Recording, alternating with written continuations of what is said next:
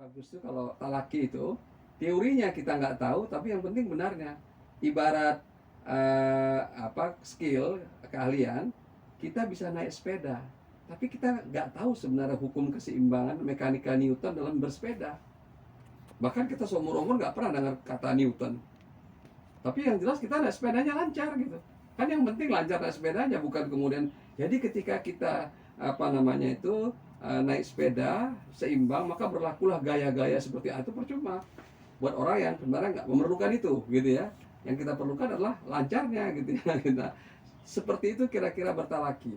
Teori itu bukan tidak penting, tapi nanti menjelaskan hal-hal yang sifatnya itu kalau kita ingin katakanlah mungkin pendalaman keilmuan gitu ya, baru teori diperlukan. Dan kalau kita nanti bekal mengajar, karena nanti ada pertanyaan. Oke, baik, sekarang kita bahas sedikit ya, asmaul hurufil hijaiyah. Asma, nama-nama al-huruf, huruf-huruf al-hijaiyah. Ya. Huruf hijaiyah ini di bahasa Indonesia kan menjadi huruf ejaan. Jadi ejaan itu dari bahasa Arab sebenarnya, hijaiyah. Nah, kalau disebut huruf abjad, itu susunannya tidak sama seperti ini. Nanti saya berikan contohnya pada kesempatan lainnya. Tapi kalau huruf hijaiyah inilah susunan huruf yang mungkin kita sejak kecil sudah pernah belajar, dimulai dari alif, ba, ta. Kalau abjad, alif, ba, jim. Ya, abjad sesuai dengan istilah itu. Abjad itu adalah alif, ba, jim, dal. Gitu ya. Alif, ba, jim, dal. Maka istilahnya abjad gitu ya. Nah, jadi urutannya itu berdasarkan urutan sebenarnya nilai dari huruf itu. Alif itu 1, ba itu 2, jim itu 3, dal itu 4 gitu ya. Jadi ada namanya itu gematrika. Jadi huruf-huruf Arab itu sebenarnya juga melambangkan ya numerik ya. Ya, simbol numerik. Jadi simbol angka sebenarnya juga gitu ya. Oke, jadi al-huruful hijaiyah. Nah, membaca al-huruful hijaiyah ini juga harus benar. Ya. Nah, benarnya apa saja? Satu, benar namanya. Jadi kalau lambangnya seperti ini, wajib kita baca alif. Namanya alif. Nah, jadi namanya, jangan kita baca A. Nah, ini kekeliruan beberapa di antara kita yang belajar Al-Quran dahulunya metode tertentu. Saya tidak sebut metode, karena metode itu juga bagus saja. Tapi kemudian mungkin nggak selesai dia sampai tingkat akhir. Maka akhirnya ketika saya perkenalkan huruf ini, dia baca ini abata saja, abata saja, dan itu adalah salah, fatal sekali bahkan kesalahan itu. Ya, karena yang saya tanya, coba sebutkan nama huruf ini, dia baca A. Kemudian saya tanya ke yang bersangkutan, coba baca ya surah Al-Baqarah ayat pertama, gimana bacanya? Nah, kalau dia baca juga alama, memang dia salah selama ini gitu ya. Tapi rasanya sih enggak gitu ya. Ada juga kejadian begitu. Dia baca alama. Jadi berarti umur-umur dia nggak pernah membaca itu gitu ya. Nah, tapi kalau dia baca alif lam mim misalnya, panjangnya masih belum sempurna nih. Nah, berarti udah benar. Maka kita perlu tahu nama ini berasal dari Al-Qur'an, berasal dari Allah Subhanahu wa taala. Ya, dari langitnya diturunkan namanya seperti itu. Alif. Coba kita baca ini. Alif. Ujung akhirnya adalah fa. Fa ini gigi ini. Ya, ya, perhatikan ini gigi atas ini bertemu dengan bibir. Alif. Ya. Alif. Ya. Jadi bukan alif. Nah, coba di kampung-kampung kita dulu, alif ini panjangkan. Alif, ba, ta gitu ya. Nah, seperti itu ya. Nah, itu juga perlu kita perhatikan. Jadi namanya harus benar. Kemudian makhrajnya harus benar. Makhrajnya harus benar. Ya. Ya, huruf alif itu kalau dia dalam bentuk kalimah gitu ya, dia sebenarnya tidak ada tanda ininya sakalnya atas bersua. Tapi di tanah air kita itu diajarkan alif di atas a, alif di bawah i, alif di depan u, a i u. Sebenarnya lebih tepatnya itu hamzah di atas a ya. Jadi hamzah di atas a. Nah, huruf alif ini fungsinya itu adalah memanjangkan saja. Jadi ma jadinya harusnya kan ma menjadi ma karena ada alifnya. Ya. Dan bunyi alif ini ya selalu dikaitkan dengan fathah. Ya, huruf fathah. Jadi ma gitu ya. Nah, begitu. Itu jadi huruf alif. Jadi makhrajnya dan sifatnya. Oke, jadi makhrajnya dan juga sifatnya. Nah, karena huruf alif ini sifatnya gitu ya, selalu bergandengan dengan fathah gitu ya. Nah, jadi dia membuka di rongga mulut ma, ya, a gitu ya. Nah, kemudian yang berikutnya lagi adalah kalau ada hukum-hukum tajwid, ya, ahkam tajwid berkenaan dengan namanya wajib kita baca. Oke, saya tidak urutkan nih bacanya. Contoh yang kaitannya dengan hukum tajwid dan kemudian wajib kita baca. Nah, kita contohkan ininya ya, contoh hurufnya, ya. Contohnya apa? Huruf shad. Ini kalau dibaca, pertama harus benar huruf namanya. Dia bukan so ya, tapi shad. Satu, nama benar. Yang kedua, makhrajnya sin, ada di sini ya, sin. Ditebalkan sa. Bunyi safirnya masih ada, sa. Kemudian dia panjang sa. Kemudian berakhir dengan dal, sad. Qalqalah dal itu harus terdengar, sad. Kalau dibaca sa saja salah. Kalau dibaca sod saja berarti nggak panjang, dia salah juga. Kalau dibaca ya sad tapi tidak ada qalqalahnya juga salah. Jadi terbayang oleh kita ya, bisa kita ketahui bahwa hatta menyebutkan nama saja, saya yakin banyak di antara kita yang salah. Walaupun itu memang tidak diujikan, karena kalau kita membaca surah itu kan langsung huruf. Tapi nanti saya yakin orang-orang seperti ini akan salah membaca al-huruful muqatta'ah, huruf-huruf pembuka Al-Quran pada surah-surah tertentu. Biasanya saya menguji seseorang yang mau ikut tahfidz atau tahsin, itu saya buka surah-surah tertentu yang ada huruf-huruf seperti itu. Nah, ketika dia sudah kemudian bacanya salah nih, berarti memang dasarnya perlu diperbaiki, gitu ya. Baik, saya lanjutkan ya ke huruf yang tadi ya. Saya kembalikan ke awal. Alif, ba. Ya, hati-hati banyak, jangan sampai keras sampai ada hembusan. Ba. Bibir harus ngatup keluar. Ba, dan dua ketukan. Ba. Ta. Nah, huruf ta sama dengan dal letaknya. Ya, di belakang gusi. Ta. Ya. Kadang-kadang jadi kayak bunyi c aja. Ta. Itu salah juga ya. Hati-hati. Ta. Ya. Bukan ta. Kalau ta itu berarti di atas ujung lidah kita ya. Ta. Ya. Alif. Ba. Ta. Tha. Tha. Ujung lidah kita ini berada di sini. Tha. Ya. Yaumut thulatha. Coba yaumut thulatha. Ya, jadi hari Selasa. Bahasa Arabnya yaumut thulatha ya. Ya, hari Selasa. Jadi S bahasa Indonesia. Hadir. Ya, bukan hadis. Ya, hadis bukan hadis ya, tapi hadir. Kalau bahasa Inggris menuliskan hadir itu pakai TH dia, dan itu lebih benar. Hadir. Ya, hadir. Ya, bukan hadis sebenarnya, tapi kalau kita berbahasa Indonesia ya gunakan bahasa Indonesia saja ya, nggak apa-apa. Kemudian yang berikutnya jim. Ya, bukan ja ya, tapi jim. Ya, minimal dua ketukan. Kalau sebagai huruf dia dua ketukan ya di bagian tengahnya itu. Jim. Ya, jim. Kemudian jim ini juga hati-hati ya. Ada resiko munculnya huruf c di sana. Jim. Nah, itu ya. Jadi yaj'alu. C-nya itu ada, ya itu salah. Yaj'alu. Jim. Karena itu tengah lidahnya itu harus ditekan ya. Jim, aj. Jadi tengah lidahnya. Ya, bukan aj.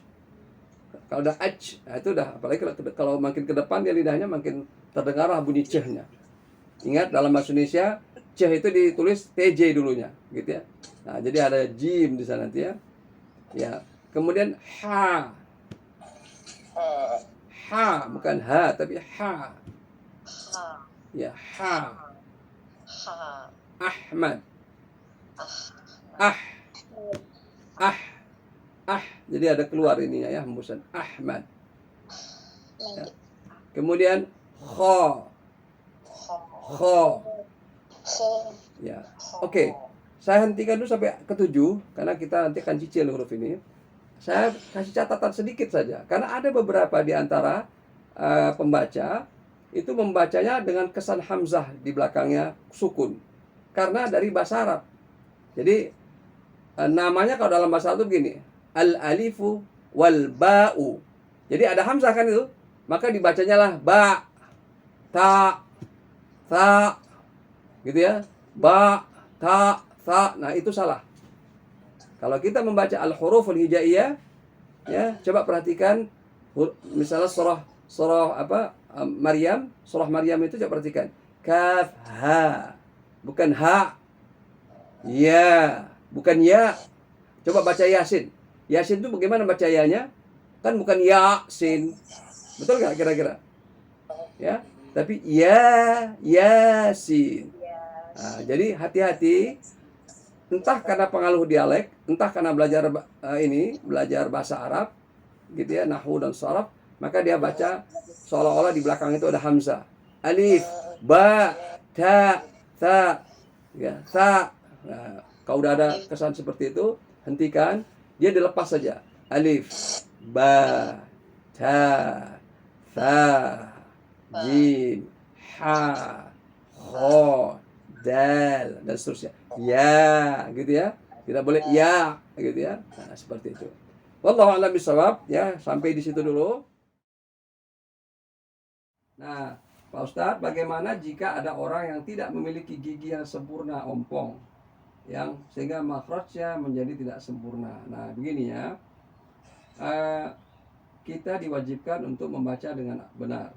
Tapi kalau kemudian Allah berikan kita keterbatasan, ya, dan keterbatasan itu tidak bisa kita perbaiki dengan apapun, gitu ya, maka Allah sangat memaklumi. Tapi kalau misalnya bisa, ya, kita perbaiki, misalnya tadi menggunakan gigi palsu, terutama kalau bagian depan, karena kalau gigi depan lepas maka huruf S-nya pasti nggak sempurna, gitu ya. Kalau kita lagi sariawan bibir kita, maka huruf ba kita pasti nggak sempurna, mim kita pasti nggak sempurna, gitu ya. Itu otomatis. Jadi, nah, hukumnya bagaimana? Hukumnya adalah upaya untuk menambah kekurangan, memperbaiki kekurangan tadi sebatas itu tersedia. Kalau tidak tersedia, tidak apa-apa. Nah, kalau kemudian sudah kita lakukan masih juga kita tidak mungkin menyempurnakan, maka tentu saja Allah Maha Pemaaf, Maha Memaklumi. Yang penting kita mau belajar. Nah, persoalannya nanti kalau dalam satu keadaan kita jadi imam. Nah, kalau memang tidak ada yang lebih baik lagi artikulasinya, silahkan kita jadi imam. Tapi kalau tidak, gitu ya, maka kita harus menyediakan yang lain untuk jadi imam. Ini memang menarik ya, Bu. Ini menjadi imam itu ya. Jadi ya ummul qaum aqra'uhum, itu hadits Nabi. Ya, yang memimpin sebagai imam itu adalah yang paling qari. Nah, jadi itu kira-kira jawaban saya. Jadi artinya apa ya? Kita harus menyadari bahwa ada kekurangan. Tapi kalau nggak ada lagi yang lain, sudah kita maju, gitu ya. Kira-kira gitu. Sebaiknya kalau kita melatih anak kita membaca Al-Quran, yang diperbanyak itu adalah ya sima atau mendengar. Jadi anak itu harus terbiasa mengucapkannya atau mendengar bacaan yang benar. Ya, dan tentu saja artikulasinya belum sempurna keluar, gitu ya. Tapi terus menerus, karena fungsi pendengaran itu akan menentukan format yang ada di otaknya, dan itu lebih abadi nantinya, ya, sampai akhir kehidupannya, gitu ya. Kalau itu terus diberikan asupan suara yang benar, maka dia misalnya begini ya, kita semua tahu ya, anak-anak itu kan belajar mengucapkan sesuatu itu kan dari yang paling mudah dulu, mama, kemudian akhirnya menjadi misalnya mau makan, mamam, k-nya hilang, gitu ya, mamam, k-nya hilang, kemudian akhirnya makan, Seperti juga huruf ro atau huruf l, ya. Ya, misalnya lari dia baca lai, lai. Nah, itu adalah karena apa namanya? Alat-alat artikulasi seorang anak, ya, dan otaknya sedang tumbuh. Ya, sedang tumbuh, maka kita tidak perlu cemas dengan kemampuan dia yang seperti itu. Yang harus kita lakukan adalah asupan suara. Makanya kemudian kita harus terus mendengarkan bacaan yang benar. Nanti suatu ketika keluarlah suara yang sempurna itu. Ya, dengan catatan kalau memang dia sehat pendengarannya. Jadi ini juga menjadi catatan. Kita ingin kita bisa mengetahui apakah pendengaran anak kita sehat atau tidak sehat itu adalah nanti ketika dia keluar mulai ujaran-ujarannya gitu ya, dan ujaran itu kemudian mulai sempurna. Nah, tapi kalau sejak awal kita biasakan anak mendengar suara yang salah, bacaan yang salah, ya, maka itu lebih abadi nanti mengendap dan lebih sulit memperbaikinya di kemudian hari. Jadi begitu saran saya, ya. Hurufnya itu diperkenalkan dalam bentuk tanda, tapi suaranya yang paling penting. Jadi begini nih ya, kalau mau dilakukan boleh alif baca tajim ha, alif baca. Jadi panjangnya juga harus benar. Dia pasti bacanya aib bata tajim a, ya nggak apa-apa. Memang dia masih tumbuh, tapi suara yang didengar di telinganya selalu alif baca tajim ha, alif baca. Nanti di usia 4 tahun ketika sudah sempurna alat-alat artikulasinya, maka keluarlah suara alif baca tajim ha, sempurna gitu. Itu investasinya bisa setahun, bisa 2 tahun. Jadi jangan dipaksakan anaknya dengan artikulasi yang masih tumbuh itu ya.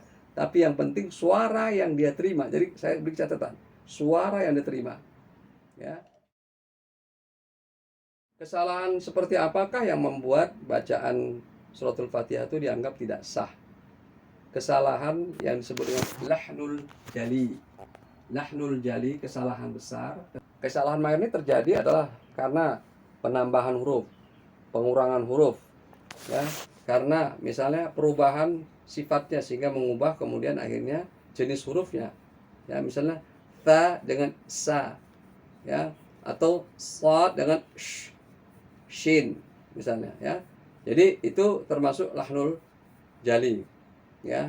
Nah, jadi lahnul jali ini harus kita identifikasi. Masalahnya adalah kalau jamaahnya nggak tahu tuh kesalahan mayor. Nah, jadi makanya perlu kita taklim ya. Kalau nggak tahu, ya namanya sama-sama nggak tahu gitu ya. Jadi ya akhirnya apa? Ya sudah, ya menikmati bersama jadinya begitu ya. Nah, itulah pentingnya. Tapi kalau kemudian tahu, maka diingatkan. Nah, kalau diingatkan tetap juga, maka nah disinilah kita perlu apa ya, berdialog. Ya, karena ada juga memang kejadian gitu ya. Seseorang yang jelas-jelas itu bacaannya mengandung kesalahan mayor yang fatal dan itu berulang-ulang. Misalnya baca gini ya, na'budu, dia baca na'budu, tambahnya jadi 2 ketukan. Dan selalu dia baca begitu. Kita dengar, gitu ya. Nah, jadi apa namanya? Kita ingatkan. Tentu saja paling bagus adalah ya kalau mau belajar bareng-bareng. Gitu, Pak. Ya. Jadi lahnul jali ya. Nah, kalau sekiranya Al-Fatihahnya rusak nih. Nah, para ulama berbeda pendapat. Kalau rusaknya sering dan fatal seperti itu, ya, sebagian ulama termasuk Imam An-Nawawi itu menyatakan bahwa sholatnya batal. Karena bacaan paling utamanya rusak. Nah, disinilah kita kemudian disadarkan bahwa suratul Fatihah yang kesannya cuma surah yang sederhana, udah kita hafal sejak kita masih kecil gitu ya. Ternyata itu berisiko terhadap ya kesempurnaan sholat kita. Gitu ya. Dan sholat itu adalah amal yang pertama sekali dihisab ya di yaumul qiyamah. Jadi resikonya panjang sebenarnya. Berdakwah itu lebih utama ya ketimbang syarat-syarat fikih yang memang belum kita mampu lakukan gitu ya. Kenapa? Karena di sini ada unsur istita'ah, kesanggupan, gitu ya. Maka ya kalau tidak ada, kalau tidak mau yang lain, ya kita ambil tanggung jawab. Kalau tidak terlaksana ibadah itu, tidak terlaksana kewajiban itu. Hanya saja kita mengingatkan diri sendiri maupun yang lain, yuk kita belajar ini. Ayo kita. Nah, jadi di sini nih bangun semangat untuk thalabul ilmi, karena di dalam Al-Qur'an itu satu-satunya ayat yang kita memohon tambahan dari Allah itu adalah ilmu. Wa qur rabbi zidni ilma. Itu dalam surat Toha. Wa qur rabbi zidni ilma. Itu doa yang Nabi membaca itu juga.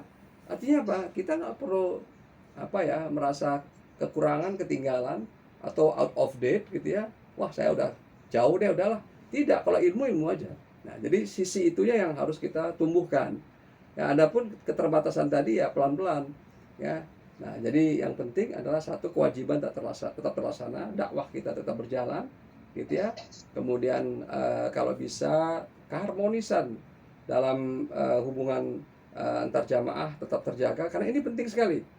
Ya, betul kita harus menyempurnakan bacaan sholat kita. Tapi kalau jadi berantem, jadi buat masjid baru, ini yang gini-gini ini terus terang ini sebenarnya lebih buruk gitu ya. Melakukan kebaikan nilainya 10, dengan melanggar kesalahan nilainya 100 minus. Jadinya minus 90 jadinya. Gitu ya. Jadi harus sinkron. Nah, kira-kira gitu, Pak ya. Jadi kita lihat kondisinya gitu ya, dan yang penting adalah proses kita mau belajar itu kita tumbuhkan. Ya. Kalau dalam bahasa Melayunya, kalau tidak ada akar, tidak ada rotan, akar pun jadilah, kira-kira begitu ya. Seperti itu. Dan akar boleh jadi tetap bagus gitu ya. Jadi tidak perlu kita merasa waduh ini kalau nggak ada ya sudah, kita masing-masingnya sholatnya nggak begitu ya. Kira-kira begitu. Jadi langgam ini, langgam itu, jadi dialek ini, dialek itu tuh udah di situ sebenarnya. Kalau itu nah itu lewat mana? Lewat telinga. Di telinga dimasukkan, kemudian selama beberapa waktu, maka kemudian akhirnya suara kita. Nama Ahmad. Jadi ada direkam itu. Tujuannya untuk membandingkan suara ini dengan suara bacaan Al-Fatihahnya. Oh, ini orangnya sama nggak gitu ya. Ini cara kami untuk mengecek apakah ini asli atau tidak gitu ya. Kemudian contoh rekaman, ada contohnya. Jadi ini contohnya ya. Ini saya putarnya. Muhammad Fajar Suwardi, Makassar, 11 April 2020. Nah, begitu ya. Nah, kemudian kalau yang bacaan Al-Fatihahnya juga dicontohkan. Ya, jadi artinya apa? Kalau misalnya ada yang, waduh saya ini enggak ya gitu ya, bisa nggak di sini contoh, tinggal diklik aja nanti dia akan bunyi, kemudian nanti kita bisa contohkan gitu ya. Oke, saya teruskan isi data gitu ya. Kemudian setelah isi data lengkap, registrasi awal, baru kemudian kita kirim.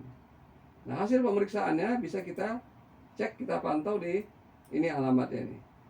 Masukkan ID kita, gitu ya. ID-nya adalah, username-nya adalah ID-nya sendiri, AFC sekian. Passwordnya kalau pertama kali login itu sama dengan ID AFC-nya. Tapi kalau udah minta perubahan karena lupa, nanti akan dikasih yang default 1 2 3 4. Gitu ya. Seperti itu. Nah, nanti kalau ada perubahan bisa menghubungi admin, atau bisa juga sebenarnya saya, tapi sebaiknya. Nah, setelah itu registrasi awal, barulah mulai. Nah, ketika mulai, nah, nama, ya, nomor HP. Nah, ini jangan sampai salah ini ya. Karena kalau salah nanti pengiriman atau informasinya kita nggak tahu. Pilih wilayahnya, gitu ya. Misalnya Sumatera, Nanggro Aceh Darussalam. Kemudian pilih kotanya, misalnya Aceh Selatan. Nah, nanti ada referensi di sini. Referensinya adalah orang-orang AFC yang sudah terdaftar ya. Nih, misalnya ini silakan. Ya. Nah, orang-orang yang jadi referensi itu mendapatkan kredit poin bahwa dia ikut berkontribusi dalam dakwah. Nah, Bapak Ibu sekalian juga nanti bisa menjadi referensi sebenarnya. Ingat, kita ini ya sekarang ini ya melakukan sesuatu yang kecil. Tapi Al-Fatihah ini adalah investasi tak terputus sampai hari kiamat. Dan Al-Fatihah ini adalah surah yang dibaca oleh umat Islam wajib ya sampai hari kiamat. Jadi kalau kita nyicil sejak sekarang, ngajak orang, boleh jadi itu yang menyelamatkan kita, boleh jadi limpahan amal jariah yang kita dapatkan jauh lebih besar daripada mendirikan sebuah masjid. Karena masjid mungkin umurnya 1000 tahun, Al-Fatihah kita bisa berumur 100.000 tahun, kan kita nggak tahu peradaban ini berapa lama gitu ya, umurnya hanya Allah yang tahu. Dan dibaca oleh sekian ribu orang. Kalau kita ajarkan lagi sekian puluh ribu orang, sekian ratus ribu orang, terus dia berkembang, sudah nggak usah dihitung lagi ya, itu efeknya kumulatif luar biasa, mirip seperti reaksi berantai. Nah, makanya kita cantumkan di sini. Ini bentuk penghargaan kami pada orang-orang yang merintis, gitu ya. Tapi nanti bapak-bapak ibu sekalian bisa kemudian kode pos dan seterusnya. Baik, karena waktu kita terbatas, nanti silahkan nanti dieksplorasi. Bagi yang belum mendapatkan buku, sebenarnya buku ini kami sediakan gratis karena sudah ada di antara jamaah yang berwakaf. Dan bagi bapak ibu sekalian yang mau berwakaf, silahkan juga hubungi admin. Kami akan bagikan kepada jamaah Al-Fatihah Center maupun jamaah pada umumnya. Atau kita pilih, misalnya Ustadz saya mau berwakaf 10, untuk siapa? Keluarga saya. Silahkan. Nanti tinggal kirimkan alamatnya, maka kita kirim ke sana.